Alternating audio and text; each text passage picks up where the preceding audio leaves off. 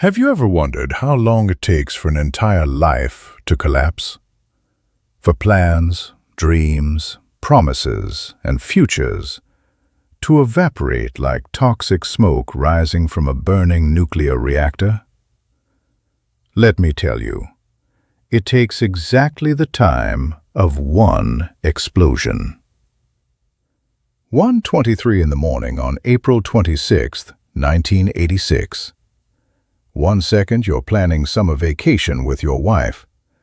The next second, you're digging through radioactive debris with your bare hands, searching for her body. My name is Hrihori Lasenka, or at least that was the name I used when this story began. Today I'm 72 years old, and I live in Salt Lake City, Utah, in the United States. But in 1986, I was 30 years old and worked as an industrial refrigeration systems mechanic in Pripyat, Soviet Union. My specialty was maintaining units that served residential and commercial buildings, those gray concrete giants that dominated the landscape of our model city, built specifically to house the workers of the Chernobyl nuclear power plant and their families. It was technical work, well paid by Soviet standards, and it gave me a certain professional pride. I fixed things.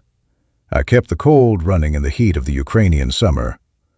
I ensured people had preserved food, climate-controlled environments, basic comfort.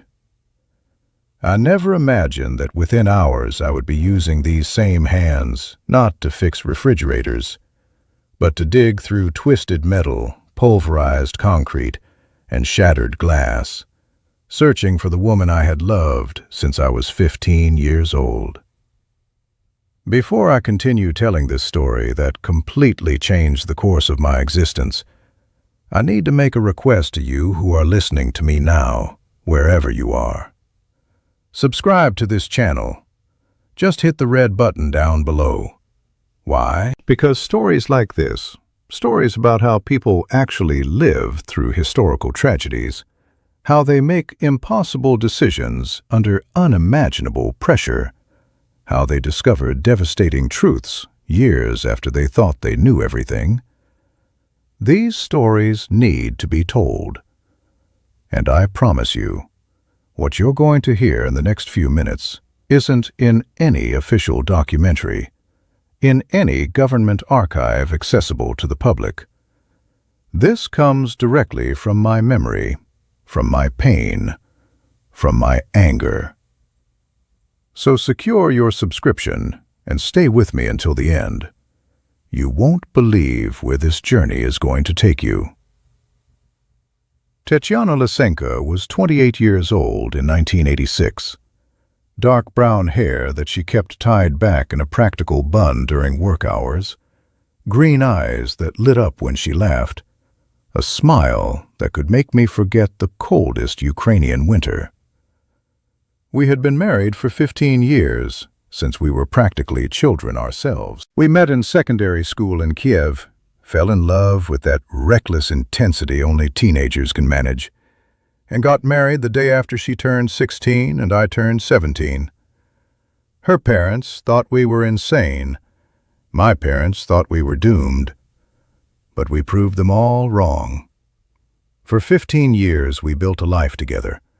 We moved to Pripyat in 1979 when I got the refrigeration job, drawn by the promise of good wages, modern apartments, and a future in the Soviet Union's showcase city.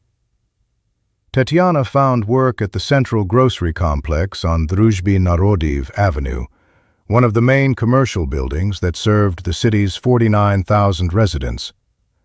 She worked in the general goods section, managing inventory and occasionally working the register during busy periods. Her co-workers included Oksana Rudenko, a 34-year-old cashier with 3 children who always complained about her husband's drinking, and Ihor Kovalchuk, a 41-year-old inventory clerk who had worked in grocery management since before Pripyat even existed, transferred from Chernihiv when the city was constructed. Our life was routine, predictable, comfortable. I worked 6 days a week, sometimes pulling emergency shifts when refrigeration systems failed in the middle of the night. Tetyana worked 5 days, with Sundays and Mondays off. We had a small 2-room apartment on the 7th floor of a residential block on Lenina Prospect, with a view of the power plant's cooling towers in the distance. Every evening when I came home, she would have dinner waiting. We would eat together, watch Soviet television, talk about our days, make plans for the future. We wanted children. We had been trying for years, but nothing had happened yet. The doctors said there was nothing wrong with either of us, that we should be patient, that it would happen when it was meant to happen. So we waited. We saved money. We dreamed about what kind of parents we would be, what we would name our children, how we would raise them in this bright socialist future we had been promised. My closest friend during those years was Sergei Marchenko, a 31-year-old delivery driver who worked for the state supply network that serviced Pripyat's commercial establishments. Sergei and I had met in 1980 when he started making regular deliveries to buildings where I maintained refrigeration systems. We discovered we both loved football, both supported Dynamo Kiev, both had a taste for samohon, homemade vodka that was technically illegal but universally consumed. Sergei was single, lived alone in a cramped apartment near the city center, and spent most of his free time either with us or at the football pitch. He came to our apartment for dinner at least twice a week. He and Tetyana got along well, joking and laughing while I pretended to be annoyed by their teasing.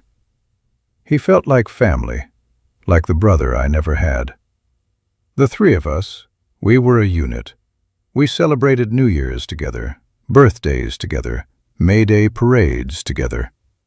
When I think back to those years now, I remember feeling complete.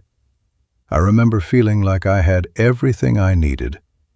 I remember thinking that this was what happiness looked like. I need to pause here and ask you something important. Where are you watching this from? Comment down below. Write your country, your city, wherever you are right now. I want to know how far this story is reaching, how many people across how many borders are finally hearing what really happened, not just in the history books, but in the lives that were shattered. So go ahead, comment your location now. It only takes 2 seconds. Did you comment? Good. Let's continue. On April 25th, 1986, I woke up at 6 in the morning like I did every workday. Tetyana was still asleep beside me, her breathing soft and steady. I remember looking at her for a moment before getting up, thinking how peaceful she looked, how young she still seemed, even though we had been together for so long. I kissed her forehead. She murmured something without waking. I got dressed quietly, made myself tea and black bread with butter, and left the apartment by 6:30. It was a Friday. The weather was cool but clear, with that particular quality of spring light that makes everything look fresh and new. I had a standard day of work scheduled, routine maintenance checks on 3 different buildings, including the grocery complex where Tetyana worked. I planned to stop by and see her during my lunch break, maybe steal a few minutes of conversation while she was on her shift. The first 2 maintenance calls went smoothly. By 11 in the morning, I was at the grocery complex, checking the main refrigeration compressor in the back storage area. The system was running fine, just needed some minor adjustments to the thermostat controls. I found Tetyana during her break, sitting in the small employee room with Oksana and Ihor. "Working hard or hardly working?" I joked as I walked in. Tetyana rolled her eyes. "Very original, Krohori. Did you come up with that yourself?"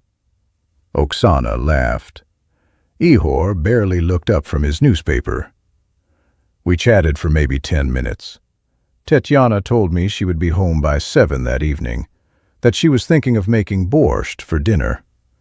I said that sounded perfect. I kissed her cheek and left to finish my work. That was the last time I saw her before everything changed. The last normal conversation we ever had. 10 minutes of casual talk about soup and work schedules. If I had known what was coming, would I have said something different? Would I have held her longer, told her I loved her more emphatically, memorized every detail of her face? Probably not. You never know when the last normal moment will be the last normal moment. That's what makes it so cruel. I finished my shift at the grocery complex by 2 in the afternoon and moved on to my next job, an emergency call at a facility about 3 kilometers outside Pripyat's main residential zone. One of the industrial cooling units had been showing irregular temperature fluctuations, and my supervisor wanted me to inspect it before the weekend. I took the work van and drove out, expecting to be done within a couple of hours. The problem turned out to be more complex than anticipated. A faulty relay switch was causing intermittent power delivery to the compressor, creating the temperature swings. I needed to replace the switch, recalibrate the system, and run tests to make sure everything stabilized. By 9 in the evening, I was still working. I called Tetiana from the facility's phone to let her know I would be late. "How late?" she asked. "Maybe midnight," I said. "Maybe later. This is taking longer than I thought." There was a pause on the line. Then she said, "Okay, be safe. I love you." "I love you too," I said. "Save me some borscht." She laughed. "I'll try, but no promises if you're going to be that late." That was it. That was our last conversation. Mundane, affectionate, completely ordinary. At 1:23 in the morning on April 26th, I was still at that facility, running final diagnostic tests on the repaired cooling system, when the ground beneath my feet trembled like a giant hand had struck the earth. The lights flickered. Equipment rattled. For a moment I thought it was an earthquake. Then I heard the sound, a deep, rolling boom that seemed to come from everywhere and nowhere at once, like thunder trapped underground, trying to break free. I ran outside. In the distance, toward the direction of the power plant, I could see a strange glow against the night sky. Not the normal lights of the facility, but something brighter, harsher, tinged with an unnatural blue color that hurt to look at directly. Debris was rising into the air, visible even from kilometers away. Sparks. Fire. Something catastrophic had happened. I didn't hesitate. I jumped in the work van and drove toward Pripyat as fast as the old vehicle would go. The roads were mostly empty at that hour, just a few cars and trucks moving in confused patterns, some heading toward the plant, others heading away. I could see the glow getting brighter as I got closer to the city. When I reached the outskirts of Pripyat, I could see smoke, thick and dark, rising from multiple locations. Not just from the plant, but from buildings in the city itself. The shock wave from whatever had exploded had traveled outward, shattering windows, damaging structures, starting fires. People were in the streets, some in nightclothes, looking confused and frightened. I heard someone shout that there had been an accident at the plant, that Reactor 4 had exploded. Reactor 4? The words didn't fully register at first. An explosion at a nuclear reactor. What did that even mean? How bad could it be? I had no frame of reference for understanding the scale of what had just happened. My only thought was Tetiana. I needed to get home. I needed to make sure she was safe. I drove toward our apartment building on Lenina Prospect, weaving through streets littered with broken glass and debris. When I got there, I ran up the 7 flights of stairs, my heart pounding, and burst through our apartment door. "Tetiana!" I shouted. No answer. The apartment was dark, empty. I checked every room, panic rising in my chest. Where was she? She should have been home hours ago. Her shift ended at 7. It was now past 2 in the morning. Where could she be? I ran back downstairs and started asking neighbors if they had seen her. Most people were too confused and scared to give me coherent answers. Finally, an elderly woman from the floor below, Maria Petrovna, told me she had seen Tetiana leaving the building around 8 in the evening. "She said she forgot something at work," Maria said. "She was going back to get it." Back to work. Back to the grocery complex on Druzhby Narodiv Avenue. My blood turned to ice. I got back in the van and drove toward the commercial district. The closer I got, the worse the damage became. The grocery complex was a 4-story building, not particularly tall by Pripyat standards, but solidly built with the typical Soviet concrete construction. Or at least, it had been. When I arrived, I saw that the entire western side of the building had partially collapsed. The combination of the shock wave from the reactor explosion and a fire that had started in the electrical systems had caused structural failure. Part of the roof had caved in. Walls had crumbled. Smoke was still rising from several areas. There were people everywhere.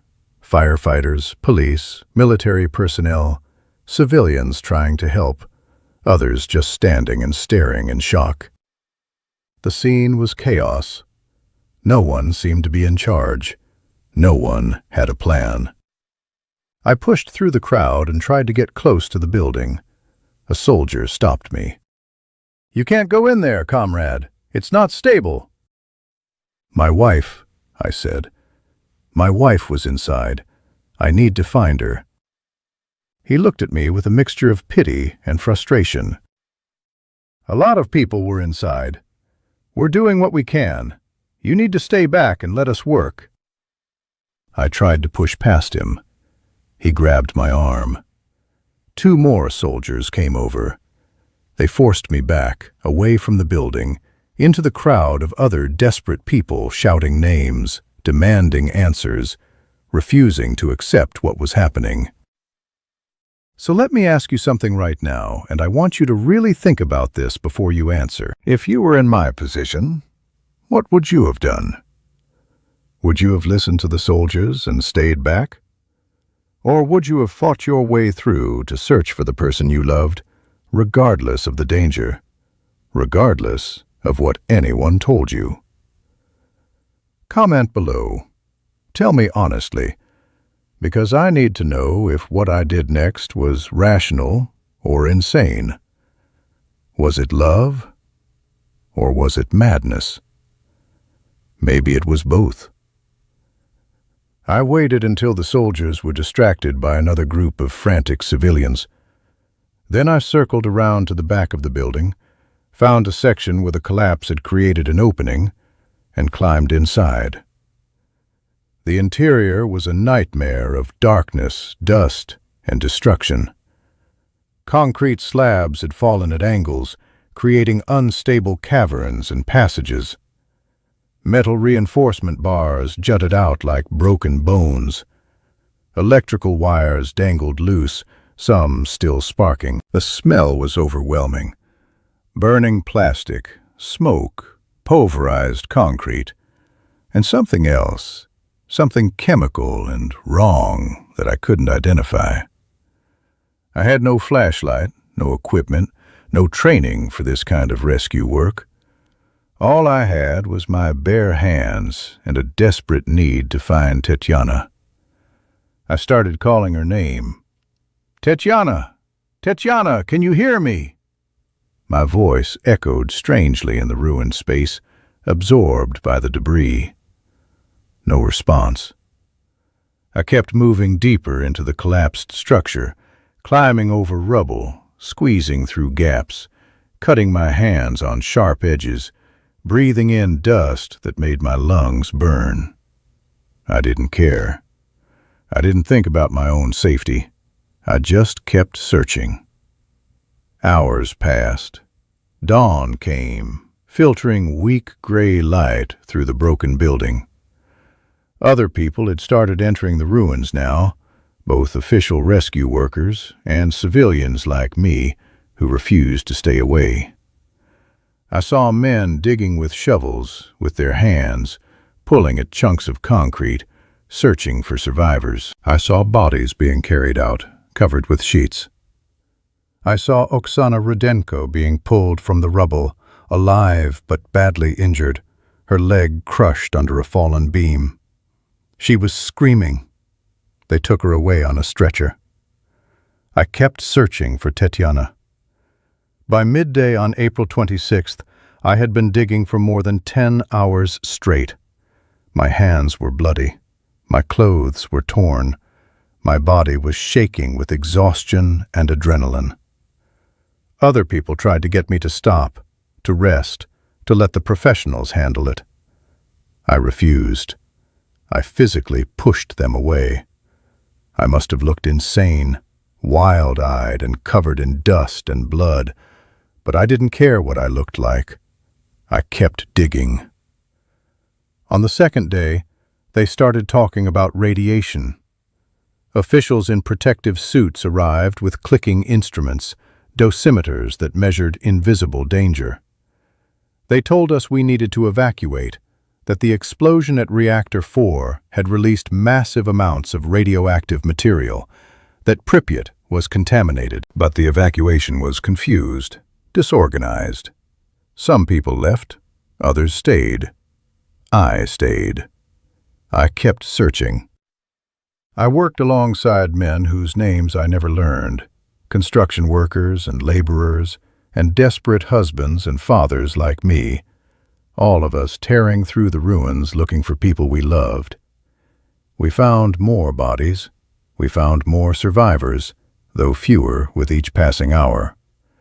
We didn't find Tetyana. On the third day, my hands had swollen so badly I could barely close my fingers. The skin had split in multiple places, deep cracks that bled and refused to clot properly. I had stopped feeling pain somewhere around the middle of the second day. My body had moved beyond pain into a kind of numb, mechanical determination. Dig, lift, move, search. Dig, lift, move, search. Other volunteers came and went. Some worked for a few hours and left, overwhelmed. Others, like me, stayed. I remember a construction laborer named Yevhen Poltovets, 38 years old, with arms like tree trunks, who worked beside me for 2 full days straight. He was searching for his brother. We barely spoke. We just dug together, 2 men united by desperate hope. On the 4th day, Yevhen collapsed. They took him away. I never saw him again. I learned later he died 3 weeks after that from acute radiation poisoning. On the 4th day, a nurse named Lydia Fyodorova, 45 years old, who had been helping coordinate the medical response, tried to convince me to leave. "You've been exposed to radiation," she said. "You need medical evaluation. You need rest. You're destroying yourself." I looked at her with eyes that must have been hollow. "I need to find my wife," I said. "That's all I need." She put her hand on my shoulder. "I understand," she said quietly. "But you won't help her by dying here. Please, come with me." I shook off her hand and kept digging. She left. I stayed. On the 5th day, April 30th, 1986, at approximately 2 in the afternoon, my fingers touched something small and smooth, buried about 30 centimeters down in a pile of debris near where the employee break room had been. I stopped. My heart, which had been beating in a steady, exhausted rhythm for 5 days straight, suddenly hammered in my chest. I carefully moved the surrounding rubble, creating space, and pulled the object free. It was a ring, a simple gold wedding band. I held it up to the gray light filtering through the broken building and saw the inscription on the inside, worn but still legible. H&T, 1971. Hrihori and Tetiana, 1971. The year we got married. This was her ring. The ring I had placed on her finger when we were teenagers, standing in a Kiev courthouse, promising to love each other forever. I stared at it, and for the first time in 5 days, I felt something other than numb determination. I felt the beginning of understanding, the beginning of acceptance, the beginning of grief that would define the next 12 years of my life. There was no body, just the ring. I dug around the area for another 3 hours, moving every piece of rubble within a 2-meter radius, searching for any other trace of her. Nothing. The officials told me that the combination of the fire and the collapse had been so severe in that section of the building that complete destruction of remains was possible. They told me that many victims would never be identified, never be recovered. They told me I should accept that she was gone, that I should leave Pripyat before the radiation killed me too. I didn't leave, not yet. I held that ring, and I made a promise. I promised Tetiana, wherever she was, that I would carry her memory with me forever, that I would never forget her, that I would honor what we had. Then, finally, I allowed myself to be led away from the ruins. They took me to a medical facility. They checked my radiation exposure. The numbers were bad. Not immediately fatal, but bad enough that I would need ongoing monitoring, ongoing treatment. They told me I might develop cancer in 5 years, 10 years, 15 years. They told me I might never be able to have children. They told me I was lucky to be alive. I didn't feel lucky. I felt hollowed out. The evacuation of Pripyat began officially on April 27, 1986, though in practice it was a chaotic mess that stretched over several days. Buses arrived from Kiev and other cities, more than 1,000 of them, parking in long lines along the main streets. Officials with megaphones told people they would be gone for 3 days, maybe a week at most. Just a temporary precaution while they cleaned up the accident at the plant. People believed them. They left their apartments unlocked. They left food in their refrigerators. They left their lives sitting on tables and shelves, expecting to return and pick up where they left off. I didn't believe them. I had spent 5 days in the shadow of Reactor 4. I had seen the blue glow of exposed graphite burning in the night. I had felt the invisible weight of radiation pressing down on the city. I knew we were never coming back. I was processed through multiple medical checkpoints, given documentation of my exposure levels, assigned to a relocation group heading to Kiev. They gave me a small bag for personal belongings. I had almost nothing to put in it. I went back to our apartment on Lenina Prospect one last time, moving through rooms that still smelled like Tetiana, like the life we had built together. Her clothes were still in the wardrobe. Her hairbrush was still on the bathroom shelf, strands of dark brown hair caught in the bristles. The borscht she had made was still in a pot on the stove, now 5 days old and spoiled. I took 3 things: a photograph of us from our wedding day, 17-year-old kids smiling at the camera with no idea what the future held. A scarf she used to wear in winter, still carrying the faint scent of her perfume. And her ring, the one I had pulled from the rubble. That was all I could carry. Everything else I had to leave behind. Before you continue listening, I need you to do something for me. I need you to understand that what I'm about to tell you gets darker. It gets more complicated. It gets harder to hear. But you've come this far with me, and I need you to stay until the end. So do me a favor right now. Hit the like button on this video. Not for me, but as a marker for yourself. As a reminder that you were here, that you heard this story, that you witnessed what happened.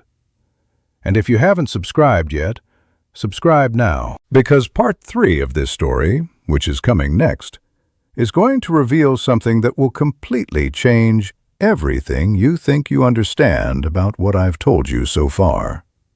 So, like, subscribe, and let's continue. I spent the next 6 months in Kiev, living in temporary housing provided by the state for Chernobyl evacuees. The facility was a converted school building, filled with displaced people from Pripyat and the surrounding villages, all of us trying to process what had happened, trying to figure out how to rebuild lives that had been completely uprooted. The Soviet government tried to maintain an appearance of control and normalcy, but the cracks were showing. Doctors were overwhelmed with radiation patients. Hospitals in Moscow were filling up with firefighters and plant workers who had received lethal doses, their bodies breaking down in ways that medical science could barely comprehend. The official death toll kept changing. First, they said 2 people died in the initial explosion. Then they admitted to dozens more among the first responders. But those of us who had been there, who had seen the scale of the disaster, we knew the real numbers were much higher. I was monitored weekly for radiation sickness. I developed symptoms consistent with moderate exposure: fatigue, nausea, hair loss, weakened immune system. My blood work showed declining white cell counts, damage to bone marrow, early signs of the long-term effects I had been warned about. But I was one of the lucky ones. I saw men my age die in hospital beds, their bodies destroying themselves from the inside out, radiation burning them in ways that fire never could. I saw Yevhen Poltavitz's name on a list of deceased evacuees in July. He had worked beside me for 2 days digging through rubble, searching for his brother. They both died. The brother in the collapse, Yevhen from the radiation he absorbed, trying to find him. During those months, I tried to process my grief over Tetyana. I went through all the expected stages: denial, anger, bargaining, depression. I attended support groups for people who had lost family members in the disaster. I talked to grief counselors provided by the state. I wrote letters to Tetyana that I never sent, pouring out all the things I wished I had said when I had the chance. I created a kind of shrine in my temporary living space, arranging the photograph, the scarf, and the ring in a small corner where I could see them every day. Other evacuees understood. Everyone had lost something. Everyone was trying to find ways to carry on. In August of 1986, I received official documentation declaring Tetyana Lysenko deceased, killed in the structural collapse at the grocery complex on Druzhby Narodov Avenue during the Chernobyl disaster. There was no body to bury, no grave to visit. Just paperwork confirming what I already knew in my heart. I held a small memorial service with a few other Pripyat evacuees who had known her. We said prayers, we shared memories. We tried to find meaning in meaningless loss. Serhiy Marchenko was supposed to be there. He had also been evacuated from Pripyat, though I hadn't seen him since before the disaster. We had lost touch in the chaos. I sent word through mutual acquaintances that there would be a memorial for Tetyana, that he should come if he could. He didn't show up. I told myself he probably didn't get the message, or maybe he was dealing with his own trauma and couldn't face it. I didn't think much of it at the time. I had bigger things to worry about. By October, the Soviet government began offering relocation assistance to Chernobyl evacuees who wanted to settle permanently in new locations. The message was clear: Pripyat was not reopening. The 30-kilometer exclusion zone around the plant was permanent. Our city was dead. We needed to build new lives elsewhere. I applied for housing in Lviv, in western Ukraine, as far from Chernobyl as I could get while staying in familiar territory. I was assigned a small apartment in a workers' complex, given assistance finding a new job doing refrigeration maintenance for a food processing facility, and essentially told to move on with my life. So I tried. I worked, I ate, I slept, I existed. But I didn't live. Not really. I was a ghost, moving through the motions, haunted by the memory of those 5 days digging through rubble, haunted by the weight of that ring in my pocket, haunted by questions I would never be able to answer. Why did she go back to work that night? What did she forget that was important enough to return for? If I had finished my repair job earlier, if I had been home, could I have stopped her from going back? Could I have saved her? The years passed slowly. 1987, 1988, 1989. I watched the Soviet Union begin to crumble. I watched Gorbachev's reforms, Glasnost and Perestroika, opening up information that had been suppressed for decades. I read new revelations about Chernobyl, how the reactor design had been fundamentally flawed, how the safety test that triggered the disaster had been criminally negligent, how officials had lied about radiation levels and exposure risks, how the true death toll would never be known because so many victims would die slowly over years and decades from cancers and immune disorders caused by contamination. I learned that the graphite fire in Reactor 4 had burned for 10 days, releasing 400 times more radiation than the Hiroshima bomb. I learned that the entire northern hemisphere had been contaminated to some degree. I learned that the children of Pripyat, the ones who had played in the radioactive dust during those first days before evacuation, were developing thyroid cancers at epidemic rates. I learned all of this, and it didn't make me feel any better. It just made the loss bigger, harder to comprehend. In 1991, the Soviet Union officially dissolved. Ukraine became an independent nation. I became a Ukrainian citizen instead of a Soviet citizen, though the distinction felt meaningless to me. My identity wasn't tied to whatever political entity controlled the territory. My identity was tied to a city that no longer existed, to a life that had been vaporized, to a woman whose body had never been recovered. I continued working. I continued existing. I developed health problems consistent with my radiation exposure, chronic fatigue, recurring infections, early signs of cardiovascular disease. Doctors told me I was doing well considering my exposure levels. I didn't feel like I was doing well. I felt like I was slowly falling apart, piece by piece, just like everyone else who had been at Chernobyl. In 1993, I made a decision that would eventually lead me out of Ukraine entirely. I had been following news about immigration opportunities, about former Soviet citizens being accepted as refugees in Western countries.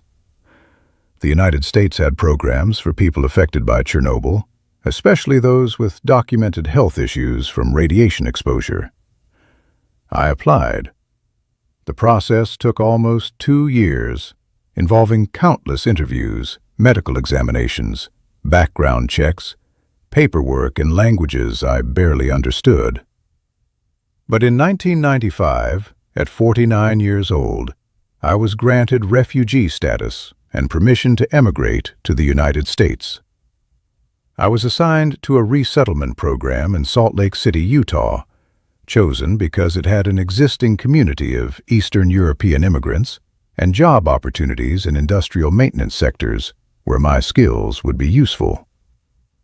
I left Ukraine in March of 1995, carrying the same 3 items I had taken from Pripyat 9 years earlier: the photograph, the scarf, and the ring. I left behind everything else, including the language, the culture, the landscape I had known my entire life. America was strange and overwhelming and completely different from anything I had experienced. The language barrier was brutal. The culture shock was disorienting. But I was determined to make it work. I found a job doing refrigeration maintenance for a commercial building management company. I found a small apartment in a neighborhood with other immigrants. I started learning English through community classes. I started building, once again, a new life from scratch.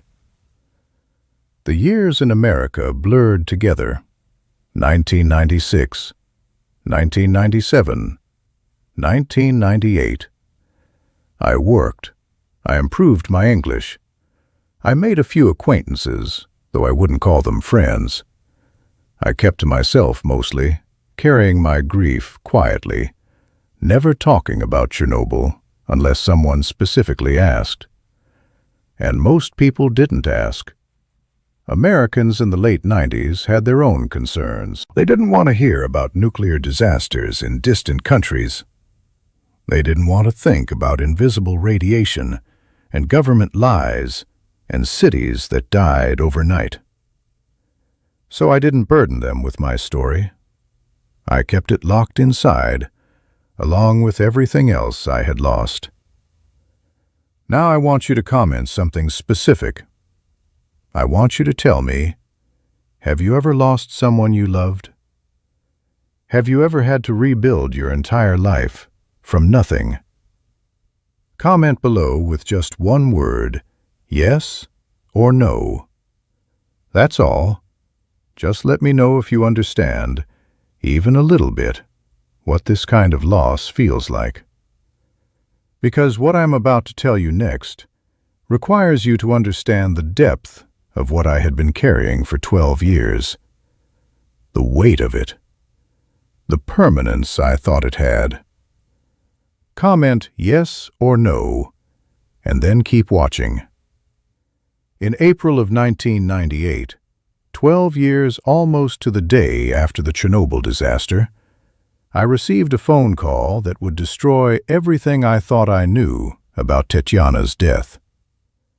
The call came from a man named Arkady Volkov, who identified himself as a former logistics officer with the Soviet military who had been involved in the Chernobyl cleanup and evacuation operations. He was now living in Brooklyn, New York, part of the large Russian-speaking immigrant community there. He had somehow tracked me down through Ukrainian refugee networks and said he had information I needed to hear, important information about my wife. My first instinct was that this was a scam. I had heard about people preying on Chernobyl survivors, claiming to have information about lost loved ones in exchange for money. But Arkady insisted he wanted nothing from me except to meet in person and share what he knew. He said he had been carrying this information for years, and his conscience wouldn't let him keep silent any longer. Something in his voice, a kind of weary honesty, made me believe him. I agreed to meet. I took a bus from Salt Lake City to New York, a journey that took 3 days, and met Arkady Volkov at a Russian cafe in Brighton Beach on a cold morning in late April. Arkady was 52 years old, heavy-set, with gray hair and tired eyes that had seen too much. We sat across from each other in a booth at the back of the cafe, drinking strong tea, and he told me a story that ripped apart everything I had spent 12 years believing. In the days immediately after the reactor explosion, Arkady began, there was complete chaos. The evacuation was poorly organized. Records were incomplete or non-existent. People were scattered to different cities, different regions. It was very easy for someone to disappear if they wanted to slip through the cracks. He paused, watching my face carefully. Your wife, Tetiana Lysenko, did not die in the collapse of the grocery complex on Druzhby Narodov Avenue. I stared at him. My brain couldn't process what he had just said. What are you talking about? I finally managed. I dug through that building for 5 days. I found her ring. She was declared dead. There were official documents. Arkady nodded slowly. Yes, official documents, based on incomplete information and assumptions. But I was there, Hrohori. I was coordinating supply deliveries during the evacuation, and on April 27th, the day the buses started evacuating people from Pripyat, I saw your wife. She was alive. She was boarding a bus with the other evacuees. The world tilted. I gripped the edge of the table. That's impossible. I thought the same thing when I saw the death records later, Arkady said. So I started looking into it, quietly, using my access to military logistics records. And I found something interesting. Tetiana Lysenko was registered on an evacuation bus heading to Zhytomyr. But she wasn't alone. She was traveling with a man named Serhiy Marchenko. The name hit me like a fist to the chest. Serhiy, my friend, the person I had trusted like family. That doesn't mean anything, I said, my voice shaking. He was our friend. Of course he would help her evacuate if they ended up on the same bus. Arkady shook his head. They didn't end up on the same bus by accident, Hrohori. They boarded together. They were registered together. And when I traced their movements after the evacuation, I found that they were relocated together to Zhytomyr, assigned to shared housing as a couple, not as friends, as a married couple. I couldn't breathe. The cafe around me seemed to fade into background noise. You're saying... I couldn't even finish the sentence. Arkady finished it for me. I'm saying your wife used the Chernobyl disaster as an opportunity to disappear with another man. I'm saying she and Serhiy Marchenko planned this. I'm saying they let you believe she was dead so they could start a new life together without any complications. I sat in that cafe booth in Brighton Beach, staring at Arkady Volkov, and for several long seconds I genuinely thought I was having a psychotic break. That the radiation exposure had finally caught up with me, that my brain was malfunctioning, creating false memories and impossible scenarios. Because what he was telling me couldn't be real. It violated every law of physics and human decency I understood. Tetiana was dead. I had mourned her for 12 years. I had carried her ring in my pocket every single day since I pulled it from the rubble. I had built my entire identity around being the man who lost his wife in Chernobyl. And now this stranger was telling me that everything I believed was a lie. Show me proof, I said, my voice barely above a whisper. Show me actual proof of what you're saying. Arkady reached into a worn leather briefcase and pulled out a folder containing photocopied documents. These are evacuation records from April 27th, 1986, he said, spreading them on the table. Bus number 247, departing Pripyat at 1400 hours. Destination Zhytomyr. Passenger manifest. He pointed to 2 names on the list, handwritten in Cyrillic script. Lysenko, T.M., and Marchenko, S.V. Here, Your wife and your friend, registered together. I stared at the names. The handwriting was messy, typical of documents created during chaos, but the names were clear enough. This could be a mistake, I said. Record-keeping was terrible during the evacuation. You said so yourself. Maybe someone wrote down the wrong information. That's what I thought at first, Arkady said. He pulled out another document. But then I found this. Housing assignment records from Zhytomyr, dated May 2nd, 1986.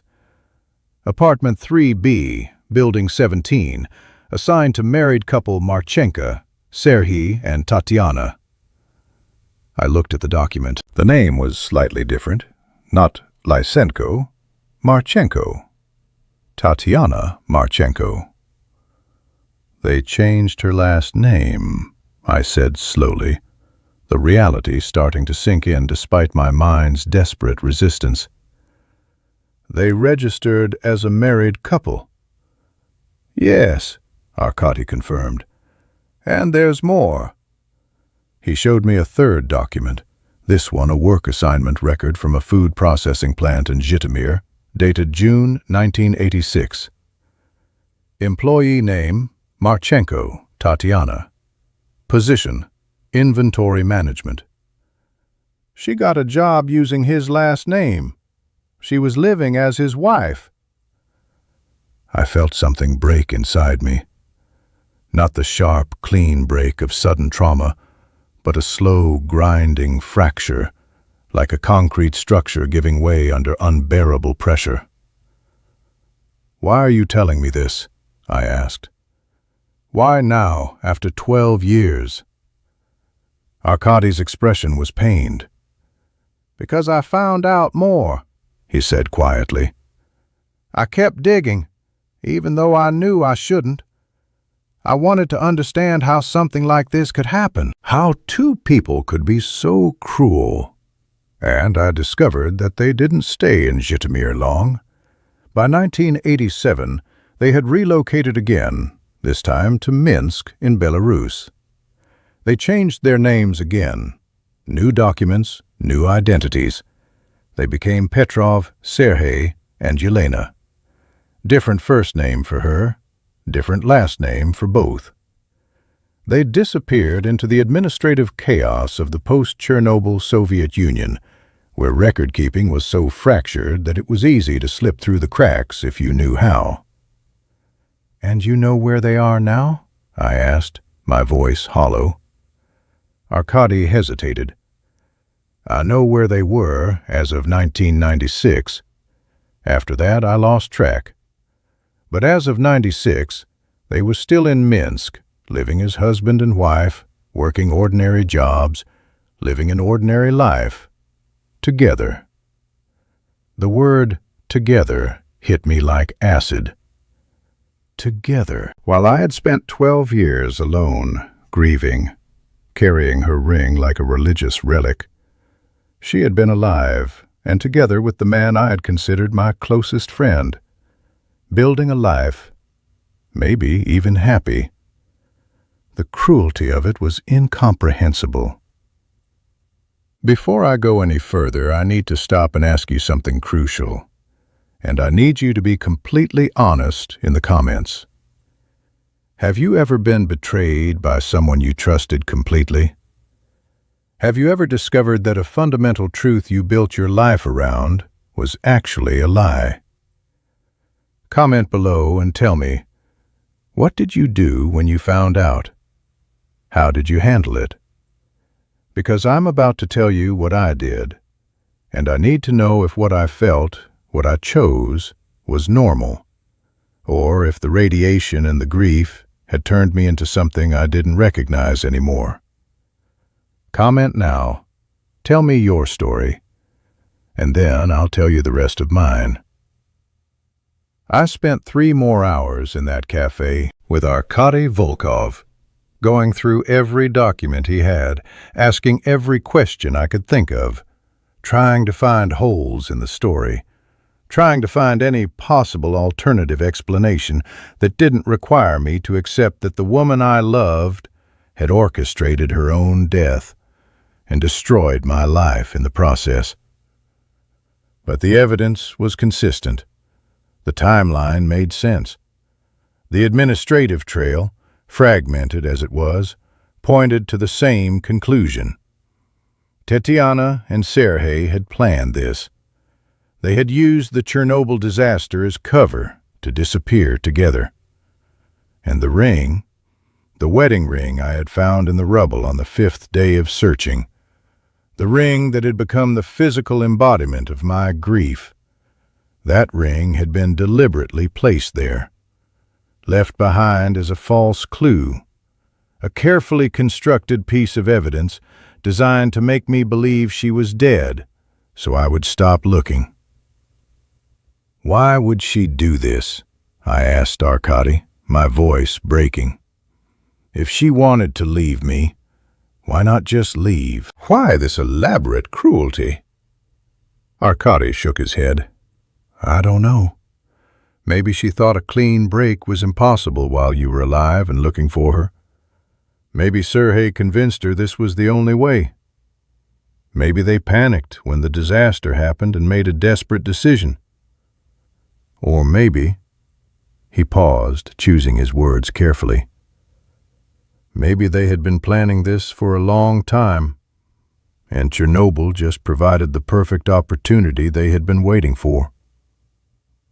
The thought that their affair, their plan, might have predated the disaster made everything worse.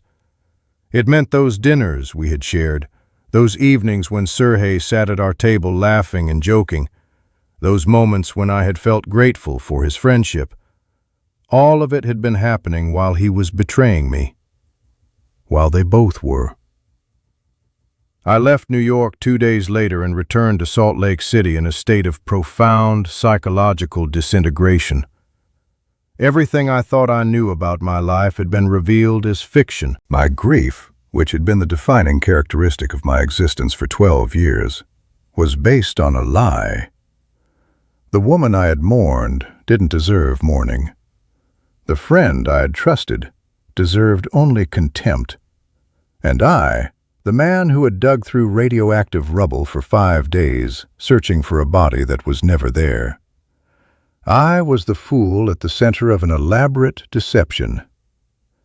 The anger that rose up in me during those weeks after returning from New York was unlike anything I had experienced before. It wasn't the hot, immediate rage of sudden injury.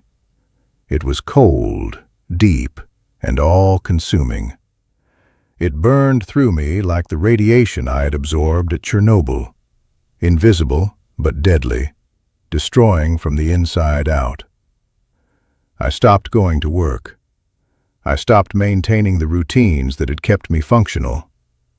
I sat in my apartment with Arkady's documents spread across the table, staring at them for hours, trying to understand how I had been so blind. I looked at the wedding photograph I had carried from Pripyat, the image of 17-year-old Tetiana smiling at the camera, and I couldn't reconcile that girl with the woman who had done this to me. Had she always been capable of this level of deception? Had I never really known her at all? Or had something changed during those 15 years of marriage? Some dissatisfaction I had been too stupid or too comfortable to notice. I tortured myself with these questions, knowing I would never have answers, knowing that the only people who could explain were people I would never speak to again. I considered trying to find them. Arkady had given me the last known location in Minsk from 1996. It was now 1998, only 2 years later. They might still be there. I could hire an investigator. I could track them down. I could confront them, demand answers, demand acknowledgement of what they had done. But what would that accomplish? What could they possibly say that would make this better? What apology or explanation could justify 12 years of unnecessary grief? And more importantly, did I want to see them? Did I want to look into the face of the woman I had loved and see a stranger? Did I want to stand in front of the man I had called brother and resist the urge to destroy him with my bare hands? In the end, I didn't go to Minsk. I made a different choice, one that I'm still not sure was the right one. I decided to let them disappear, to let them live their lives, whatever those lives were, without my interference. Not because I forgave them. I didn't. I will never forgive them. But because pursuing them would mean letting them continue to control my life, continue to define who I was and what I did. They had already stolen 12 years from me. I refused to give them any more. So I took all the documents Arkady had given me, all the evidence of their betrayal, and I locked them in a box. I took the wedding ring, the one I had carried in my pocket every day for 12 years, and I put it in that box too. And I put the box in the back of a closet where I wouldn't have to look at it. Then I made myself get up, made myself go back to work, made myself rebuild some semblance of normal life. It was the hardest thing I had ever done, harder even than those 5 days digging through rubble, because at least then I had hope driving me forward. Now I had nothing but the bitter determination not to let them win completely, not to let their betrayal define the rest of my existence. I started seeing a therapist, an American woman named Dr. Sarah Chen, who specialized in trauma. I didn't tell her the whole story at first. I told her I was a Chernobyl survivor dealing with complicated grief. Over months of sessions, I gradually revealed more. The discovery, the betrayal, the anger. She listened without judgment and helped me understand that what I was feeling, rage and grief and confusion all tangled together, was a normal response to an abnormal situation. She helped me understand that healing didn't mean forgetting or forgiving. It meant learning to carry the weight without letting it crush me. Now I want you to do something before we continue. I want you to hit the like button on this video right now. Not because you enjoyed what you heard. How could you enjoy hearing about this kind of betrayal? But hit like because stories like this matter. Because understanding how people survive unimaginable cruelty matters. Because maybe, just maybe, someone else out there is dealing with a similar discovery, a similar betrayal, and they need to know they're not alone in what they're feeling. So hit like, and subscribe if you haven't already, because Part 4 is going to reveal the final pieces of this story, the ones that took me years to understand. So like, subscribe, and let's continue to the end. The years after 1998 were a slow, painful process of reconstruction. I was 62 years old when I discovered the truth about Tetiana and Sergei. Not young anymore. Not old either, but old enough that starting over felt monumental.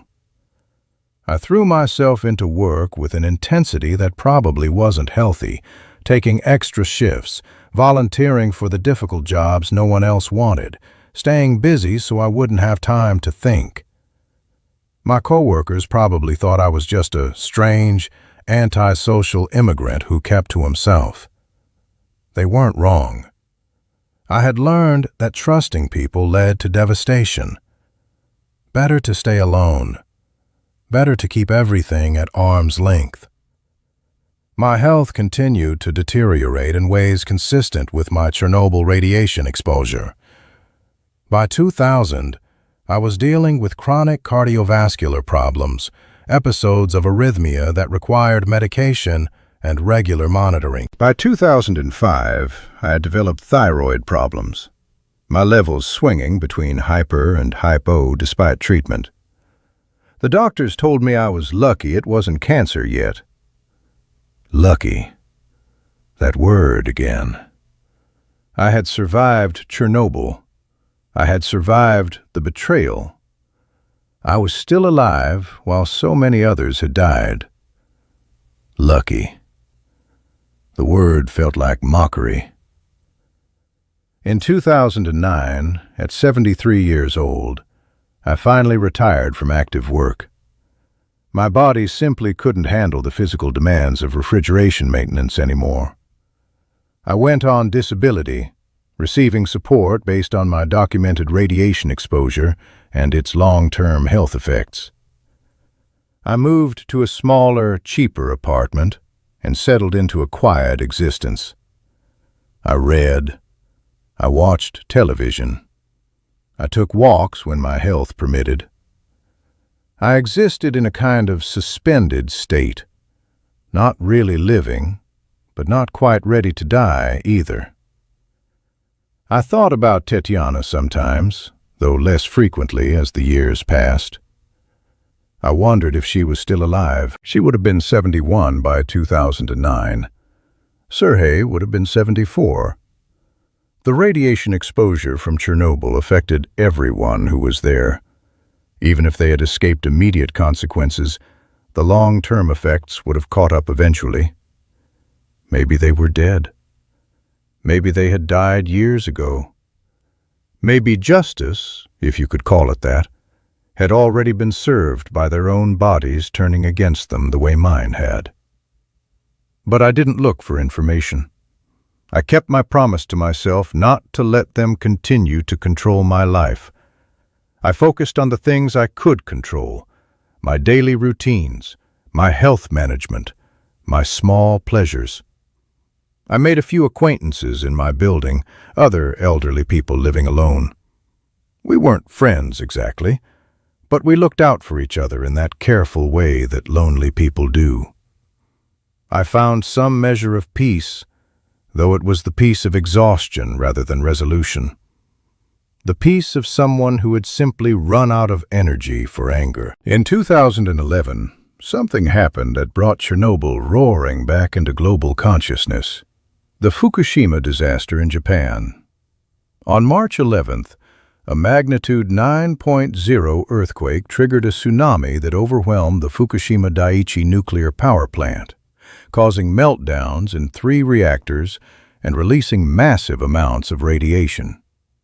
I watched the news coverage with a sick sense of déjà vu. The lies officials told in the first days, minimizing the danger. The chaotic evacuation. The workers heroically trying to contain an uncontrollable situation. The invisible contamination spreading across landscapes, making homes uninhabitable for generations. It was Chernobyl again. Different country, different technology, different specific circumstances, but the same fundamental horror. Humanity still hadn't learned. We were still building these machines we couldn't fully control, still trusting systems that could fail catastrophically, still sacrificing populations when those failures occurred. I thought about writing something, sharing my story as a warning, adding my voice to the chorus of Chernobyl survivors, trying to educate the world about what nuclear disasters really mean for ordinary people. But I didn't. What would I say? That governments lie? Everyone already knew that. That radiation destroys lives slowly and invisibly? The Fukushima victims were learning that in real time. That you can't trust anyone, not your government, not your friends, not even the person you married as a teenager and loved for 15 years. That lesson was too personal, too specific to my own damaged life. So I stayed silent and watched Japan make the same mistakes we had made 25 years earlier. By 2015, my health had declined to the point where I needed regular assistance with daily tasks. I was diagnosed with early-stage congestive heart failure, a direct result of the cardiovascular damage from radiation exposure combined with decades of accumulated stress on my system. I was put on a complex medication regimen and told to avoid physical exertion. I was 79 years old.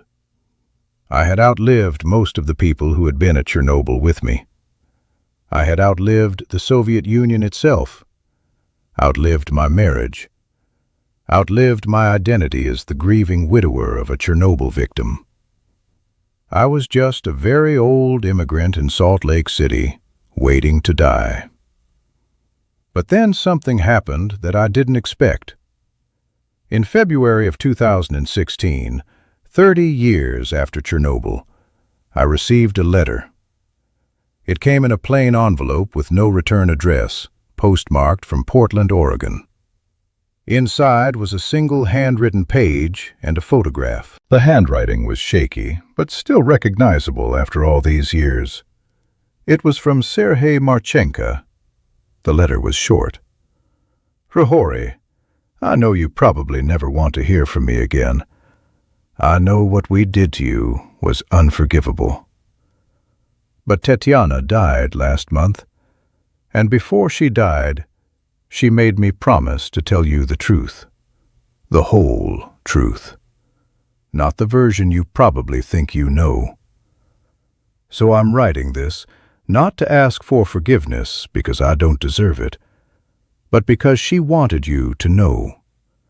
Because after 30 years, I think maybe you deserve to know too."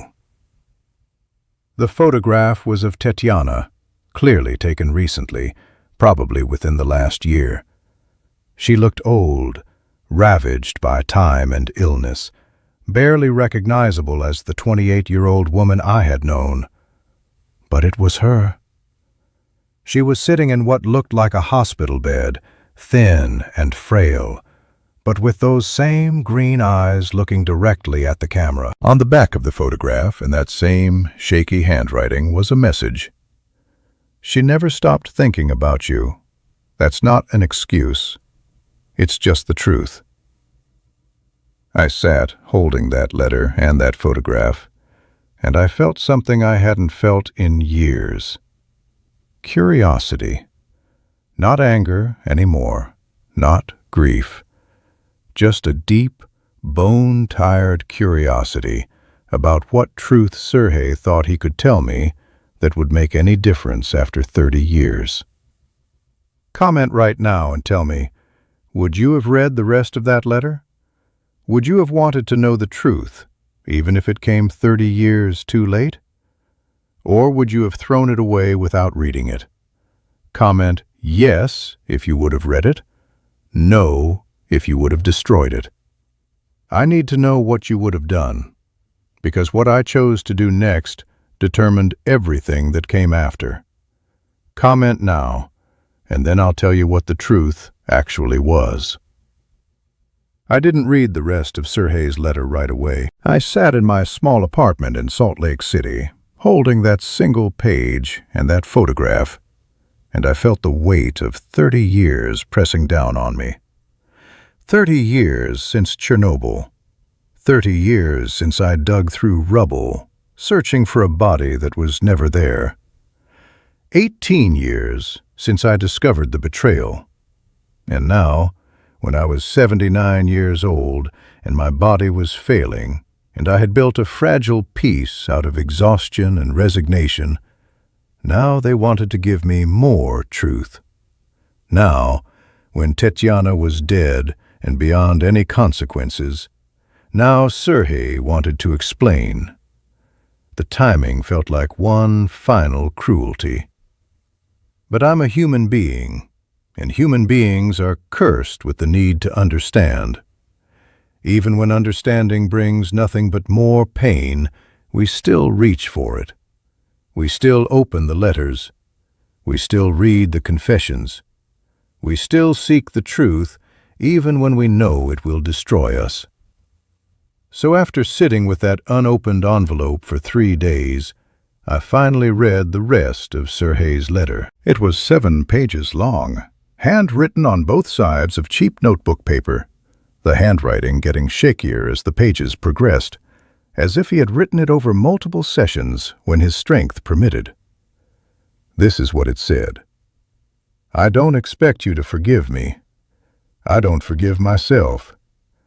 But Tetiana made me promise to tell you everything before she died. And I keep my promises to her, even though I broke every promise I ever made to you. So here is the truth, all of it, the parts you know and the parts you don't. Tetiana and I started our affair in December of 1985, 4 months before Chernobyl. It started by accident, the way these things usually do. I was making a delivery to the grocery complex where she worked. We were alone in the storage area. We were talking, and something happened. I'm not going to make excuses. We both knew it was wrong. We both knew we were betraying you. But we did it anyway. We kept doing it.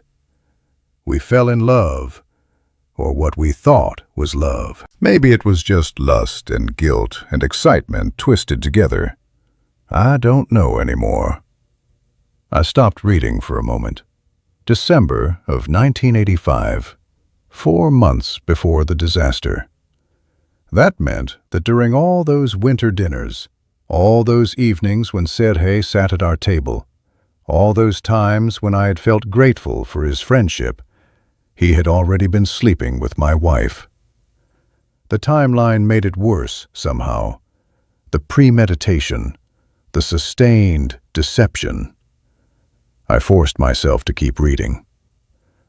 We talked about leaving, about telling you the truth and asking for a divorce. But Tetiana was terrified. Not of you. You were never violent or cruel. She was terrified of the shame, of what people would say, of how it would destroy your life and hers and mine. In Soviet society, divorce was shameful. An affair was worse. We would have been social outcasts. So we kept it secret, and we kept making plans that we never had the courage to execute. And then Chernobyl happened. On the night of April 26th, Tetiana wasn't at the grocery complex when the reactor exploded. That's the first lie you need to know about. She was with me. She had told you she was going back to work to get something she forgot, but that was a lie. She was coming to my apartment. We had planned to spend the night together. You were supposed to be working late on that refrigeration repair, remember? We thought we had time. We thought we were safe. My hands were shaking as I read this. The repair job that had kept me out of Pripyat during the explosion, the one that had saved my life, had also been the cover for their planned night together. The irony was nauseating. We were at my apartment when the explosion happened. We felt the shock wave. We heard the boom. We went outside and saw the glow from the reactor. We saw the damage to buildings across the city. And in that moment of chaos and fear, we made a terrible decision. We decided to use the disaster as our escape. We decided to disappear together and let everyone think Tetiana had died in the collapse of the grocery complex. It seemed perfect. The chaos, the poor record-keeping, the thousands of displaced people. We could vanish and start over somewhere new, with new identities. No shame, no confrontation, no having to face you and tell you the truth. Just a clean break enabled by catastrophe. I had to stop reading again. The calculation of it, the cold planning in the middle of a nuclear disaster. While I had been frantically trying to get back to Pripyat to check on Tetiana, while I had been terrified for her safety, she had been with Sergei, planning how to use the situation to abandon me. I felt physically ill, but I kept reading because I needed to know everything. We went to the grocery complex the next morning when we heard it had partially collapsed. We saw the damage. We saw the rescue efforts. And Tetiana took off her wedding ring, the one you had given her when you were kids, and she threw it into the rubble. She threw it into a section where they hadn't started digging yet, deep enough that it wouldn't be found immediately, but eventually someone would find it. She threw it there deliberately to create evidence of her death. And then we left. We joined the evacuation, registered together as a married couple under my name, and we disappeared. We became different people. We moved to Zhytomyr, then to Minsk, changed our names, got new documents. The Soviet system was fractured enough after Chernobyl that it was surprisingly easy. And we built a life together based on a lie. So there it was, confirmation of what Arkady Volkov had told me, but with one crucial new detail that made everything even worse. The ring hadn't just been left behind accidentally, or even just planted as evidence. Tetiana had deliberately thrown it into the rubble, carefully choosing a location where it would eventually be found, where I would dig and dig and dig until my hands bled, until I had exposed myself to lethal levels of radiation, until I finally touched that smooth metal and believed I had found the last remnant of my dead wife. She had calculated that. She had planned for my discovery of that ring. She had weaponized my grief. The cruelty of it took my breath away. But Sergei's letter wasn't finished. For the first few years, we were happy. Or we told ourselves we were happy. We had what we wanted, each other, freedom, a fresh start. But guilt is a strange thing. It doesn't go away just because you run from it. It grows, it festers. Tetiana started having nightmares about you, about Chernobyl, about the lies. She would wake up screaming, convinced she could hear you calling her name.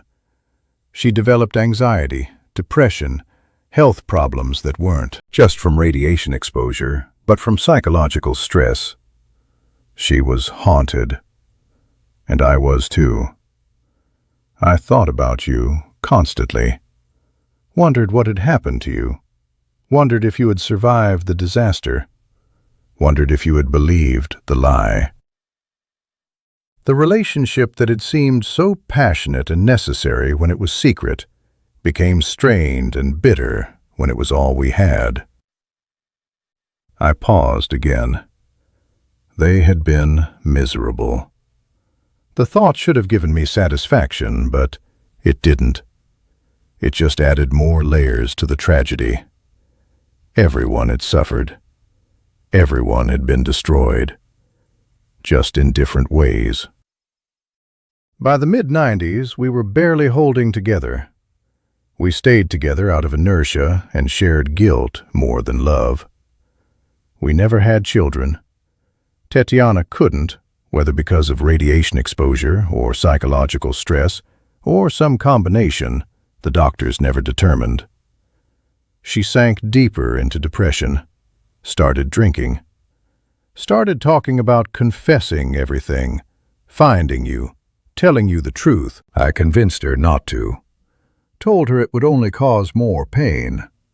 Told her you had probably moved on, rebuilt your life, maybe remarried. Told her the kindest thing we could do was leave you in peace. But she never believed me. She never stopped thinking about you, never stopped carrying the weight of what we had done. Before I continue with what the letter said next, I need you to pause and engage with this story. I need you to share this video with someone, anyone, a friend, a family member, someone on social media.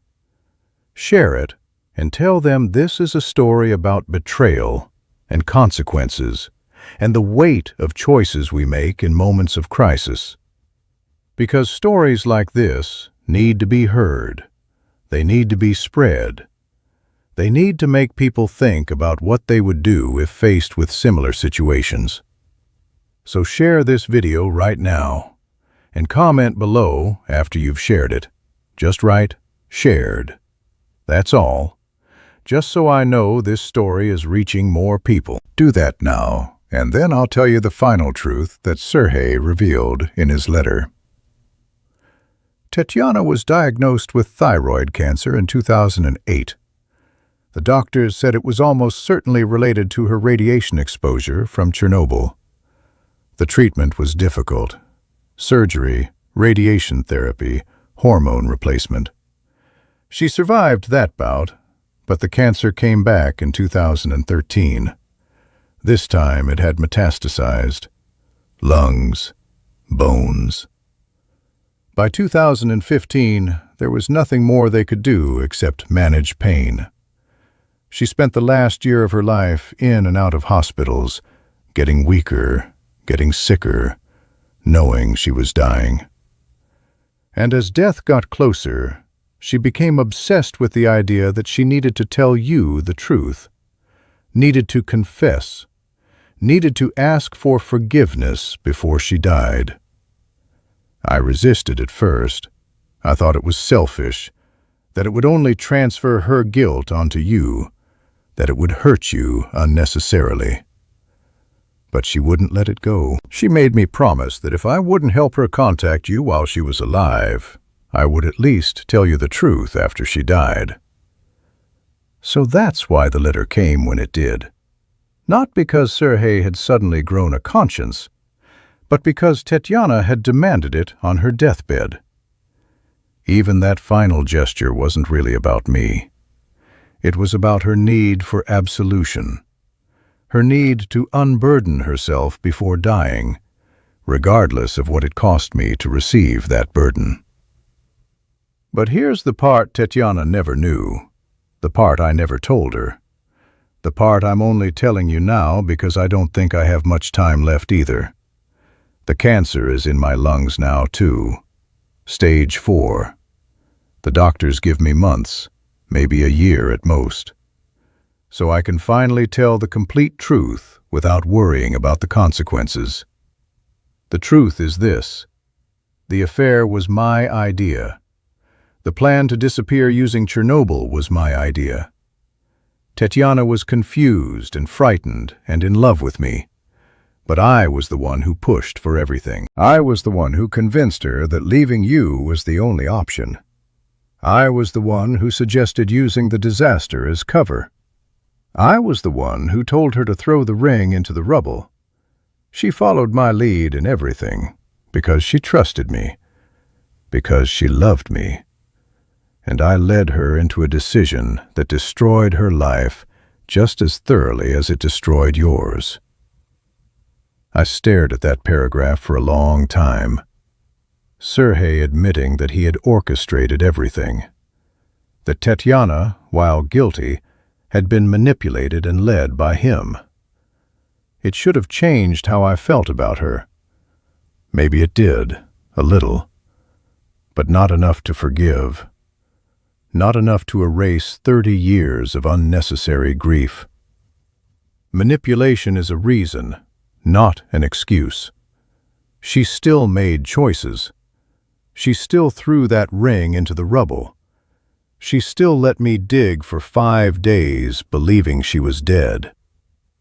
Understanding why someone hurt you doesn't heal the wound. The final truth I need to tell you is about why I convinced her to do it. It wasn't just because I loved her. It was because I envied you. I had watched you for years with your perfect little life, your marriage, your comfortable apartment, your plans for children and the future. You had everything I wanted and didn't have. You had stability. You had love. You had purpose. And I had nothing except a dead-end job and a cramped apartment and loneliness. When the affair started, it wasn't just about Tatiana. It was about taking something from you, about proving I could, about destroying what you had because I couldn't stand that you had it and I didn't. That's the ugliest truth. That's the one Tatiana never knew. I didn't just love her. I hated you. And I used Chernobyl not just to be with her, but to hurt you as deeply as possible. To take everything from you the way I felt life had taken everything from me. There it was, the final piece, the confession of malice, not just weakness or passion or poor judgment, but active, deliberate malice. Sergei had destroyed my life, not in spite of our friendship, but because of it. Because he resented me. Because he wanted what I had. Because hurting me satisfied something dark in him. I understood in that moment that I had never really known him. The person I had called friend, the person I had trusted like family, had been a stranger wearing a mask. And he had worn that mask so well that I never suspected what was underneath until it was far too late. The letter concluded with this: I don't expect forgiveness. I don't even ask for it. I just wanted you to know the complete truth before I die, because Tatiana wanted you to know, and because I think maybe you deserve to know. You deserved better than what we did to you. You deserved honesty instead of lies.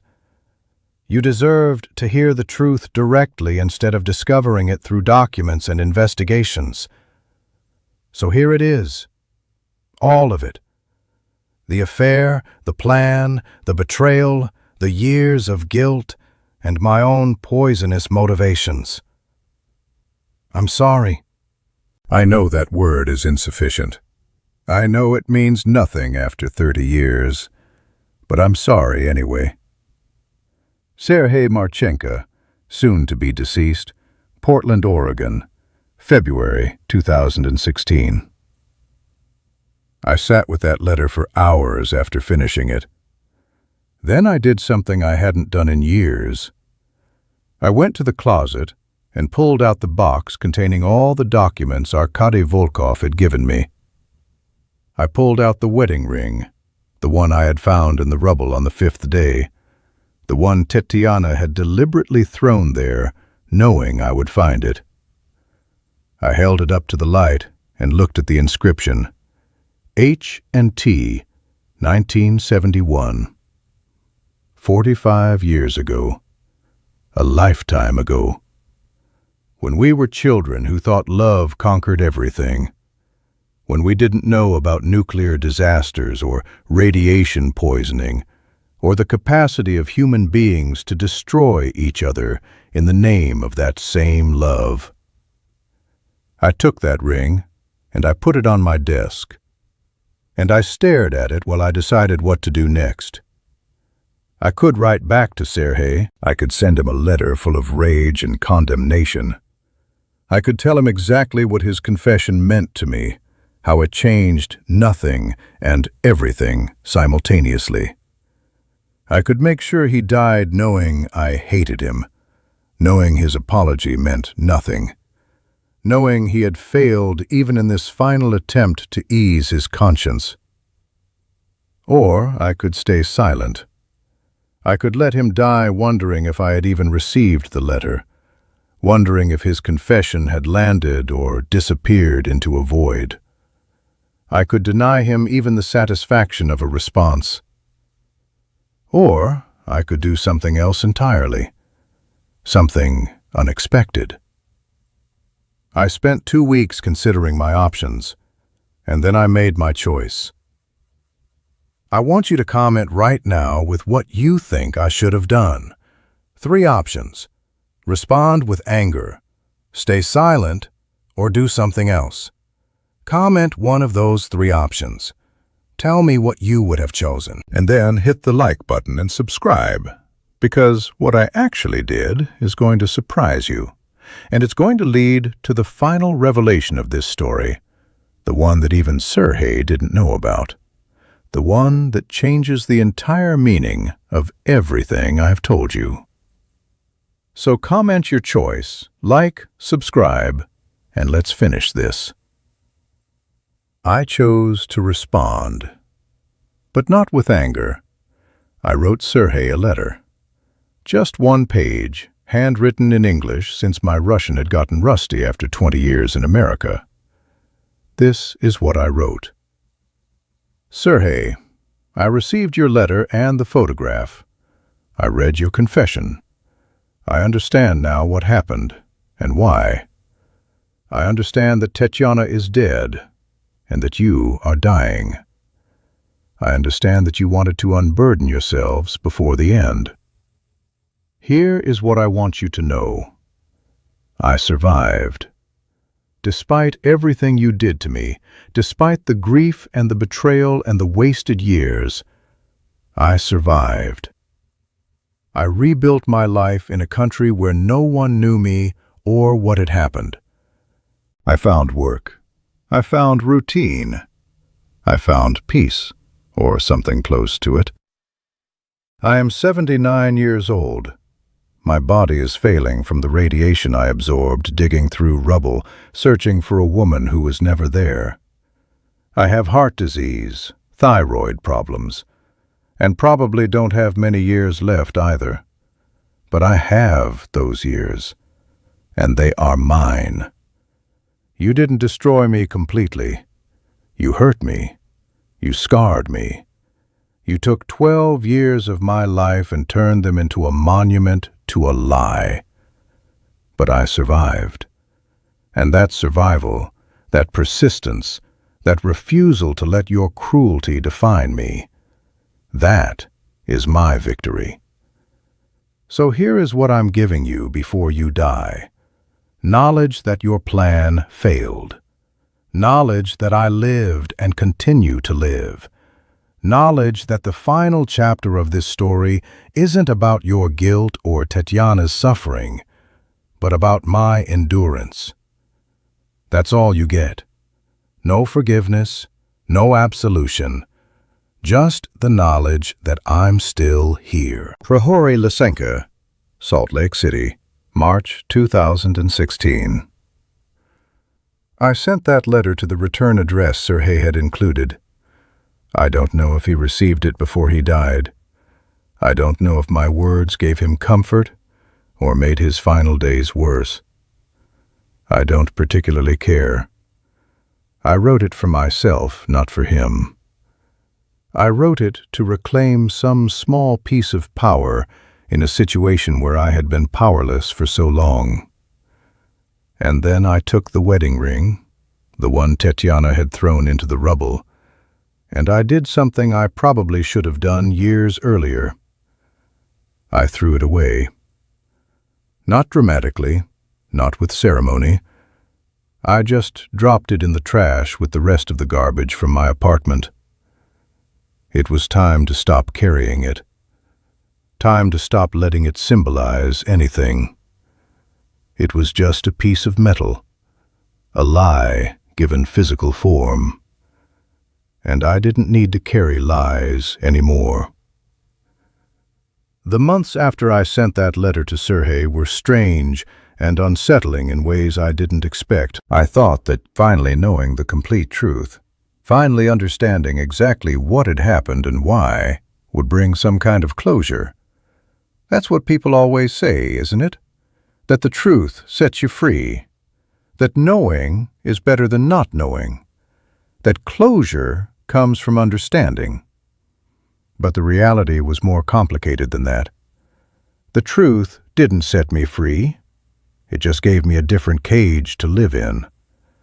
Instead of being haunted by the mystery of what had happened to Tetiana, I was now haunted by the detailed knowledge of her betrayal.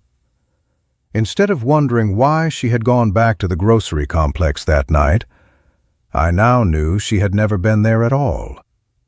Instead of imagining her last moments in the collapse, I now pictured her deliberately throwing her wedding ring into the rubble while I was frantically searching for her. The truth replaced one kind of pain with another. Maybe worse. Maybe better. Mostly just different. I never heard back from Sergei. I don't know if that's because he died before receiving my letter, or because he received it and chose not to respond, or because he simply had nothing left to say. I found myself occasionally searching online for obituaries from Portland, Oregon, looking for his name, trying to confirm whether he was dead or still alive somewhere. But I never found anything. Maybe he had changed his name again. Maybe he died quietly without any public record. Maybe he's still alive even now, though that seems unlikely given his stage 4 cancer diagnosis in 2016. The not knowing bothered me for a while, but eventually I made peace with it. His death or survival didn't actually matter to my life anymore. He had already done all the damage he could do. What happened to him after that was irrelevant. In the years between 2016 and now, 2026, I have continued the slow process of aging and decline that radiation exposure accelerates. My heart condition has worsened progressively. I've had 3 separate cardiac events requiring hospitalization. I'm on a medication regimen that fills an entire shelf in my bathroom cabinet. I use a walker now for any distance beyond my apartment. I have visiting nurses who check on me twice a week. I am, by any objective measure, an old man waiting to die. But I'm still here, still conscious, still capable of telling this story. And that persistence, that sheer stubborn refusal to stop existing, feels like the only victory I have left. Before I go any further, I need to ask you something important. How many people do you think are watching this video right now? How many people across how many countries have heard this story about Chernobyl and betrayal and survival? Comment below with your guess. Just write a number, any number, because I want you to understand something.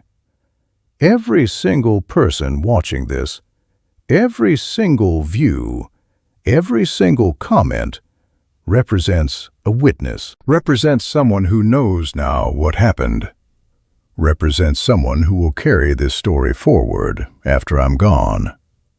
And that matters to me more than I can express. So comment your guess about how many people are watching, and then hit the like button to help this video reach even more people. Because the more witnesses there are, the more real this becomes. The more it matters that I survived long enough to tell it. I want to talk about something I haven't mentioned yet in this entire story. Something that has become increasingly important to me as I've gotten older and closer to death. The question of meaning. What does any of this mean?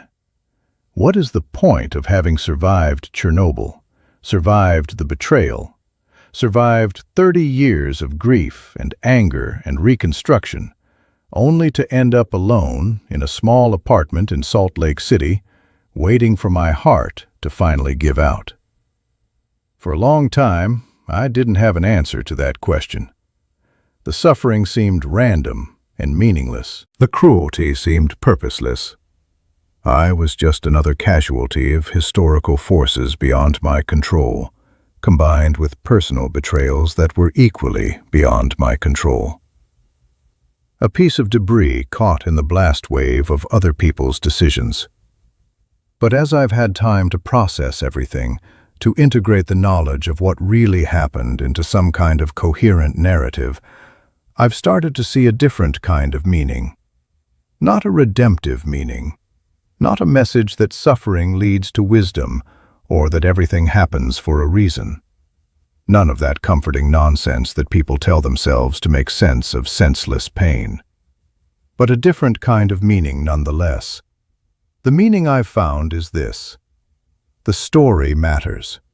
The telling of it matters. The fact that you are listening right now matters. Because what happened to me, what happened to Tetiana and Sergei, what happened to the 49,000 people of Pripyat, and the hundreds of thousands of liquidators and the millions of people affected by Chernobyl's radiation. All of it matters, because it reveals something essential about human nature and human systems. It reveals how governments lie to protect themselves rather than their people. It reveals how ordinary people make catastrophic decisions under pressure. It reveals how love and betrayal can coexist in the same relationship.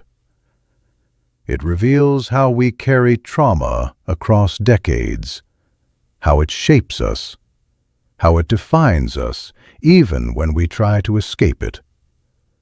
And it reveals how resilient human beings can be, how we can survive things that should destroy us, how we can keep going even when everything has been taken away. That's the meaning I've found. Not that my suffering had a purpose, but that the telling of it might serve a purpose for others, might help someone else who has experienced betrayal understand they're not alone, might help someone understand the real human cost of nuclear disasters beyond the statistics and the official reports, might help someone grasp how historical events ripple through individual lives in ways that history books never capture. That's enough. That has to be enough, because it's all I have. I want to share something with you now that I've never told anyone before. Not Dr. Chen, my therapist, not any of the few acquaintances I've made over the years. Not anyone. In the box where I kept all the documents from Arkady Volkov, alongside the evacuation records and housing assignments and work records, there was one more document I haven't mentioned until now. It was a birth certificate, dated August 15th, 1987. Location: Zhytomyr, Ukrainian Soviet Socialist Republic. Child's name: Marchenko Dmitry Sergeyevich. Mother: Marchenko Tatiana Mikhailovna. Father: Marchenko Sergey Vasilyevich.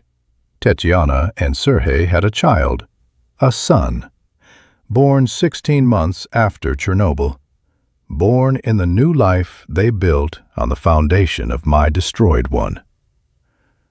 This is Hryhory Lysenko, survivor of Chernobyl, survivor of betrayal, survivor of grief, still here at 79 years old in Salt Lake City, Utah, telling my story one last time.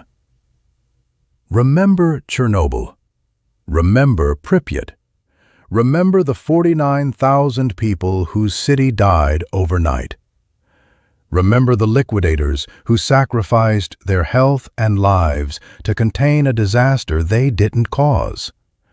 Remember that governments lie and systems fail, and that the people who pay the price are usually the ones who did nothing wrong. Remember that nuclear disasters don't end when the fires go out and the reactors are sealed. They continue for generations, invisible and persistent and deadly. Remember that betrayal can come from the people you trust most. Remember that truth is complicated and painful, and sometimes comes too late.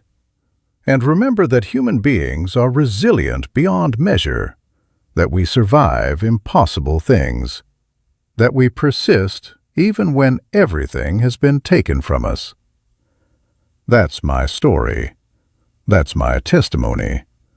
That's my witness. Thank you for receiving it. Now go and share it with others. Make sure it spreads. Make sure it matters. Make sure the witnesses multiply until this story becomes impossible to ignore or forget. Subscribe, like, comment, and share. Do it now. Do it for me. Do it for Chernobyl. Do it for everyone who survives the unsurvivable and needs their story to be heard. Thank you. And